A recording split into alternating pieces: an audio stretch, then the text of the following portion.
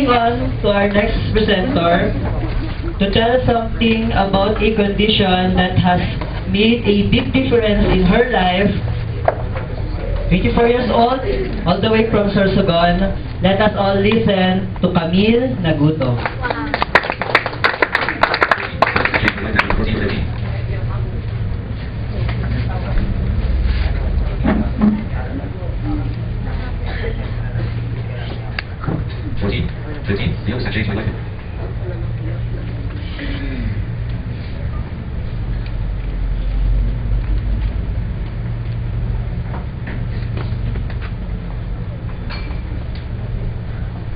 Slideshow slide 1 news and change my life. News and change my life.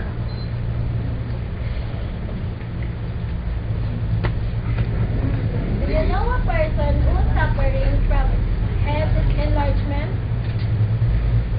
Oh no, maybe that person has a hydrocephalus, the illness that changed my life.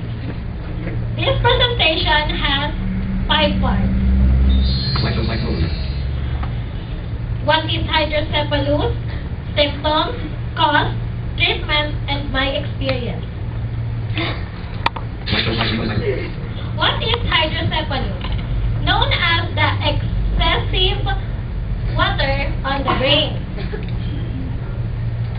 Slideshow slide. Symptoms of this illness is brain tumor, head trauma, and usually extremely painful. Slideshow slide 5. This is the picture of a baby that has a hydrocephalus. Slideshow slide 6. This may cause a progressive head enlargement and mentally mental disability. Slideshow slide 7. Treatment of hydrocephalus treatment is surgical, generally utilizing various types of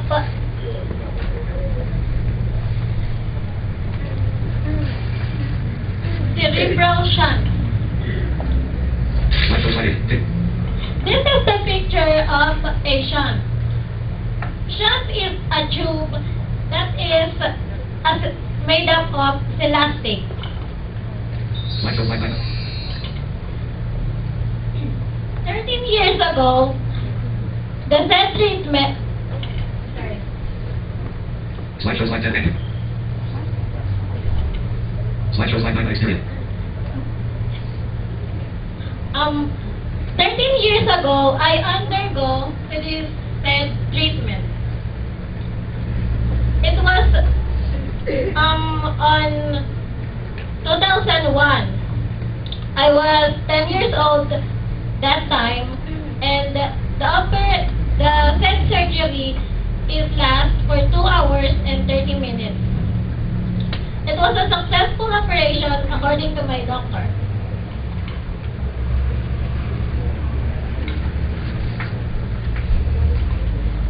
Then, why is it that the title of my presentation is the illness that changed my life? Because when I was a baby, till 10 years old, I was ascites.